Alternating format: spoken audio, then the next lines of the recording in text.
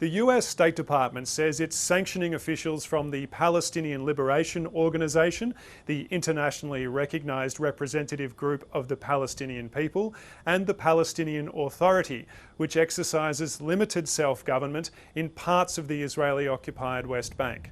The US says it's doing this because those agencies have undermined efforts to reach a peaceful resolution to the Israel-Palestine conflict. It says they've done so by supporting, for example, the prosecution of Israel in international courts, such as South Africa alleging in the International Court of Justice that Israel is committing genocide in Gaza, or the International Criminal Court pursuing Israeli Prime Minister Benjamin Netanyahu and former Defence Minister Yoav Gallant in the International Criminal Court for alleged war crimes and crimes against humanity in Gaza.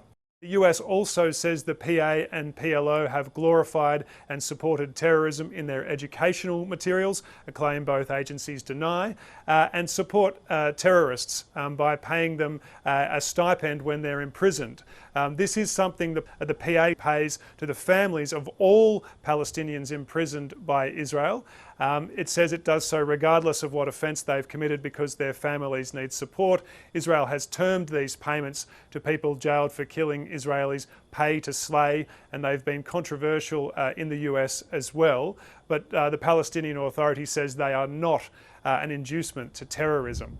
Nevertheless, the US has cited these reasons, putting in place these unusual sanctions, and they're unusual because they're not US Treasury sanctions, which would place financial restrictions on members of the PLO and the PA. They're State Department sanctions that say these officials will now be denied visas to enter the US.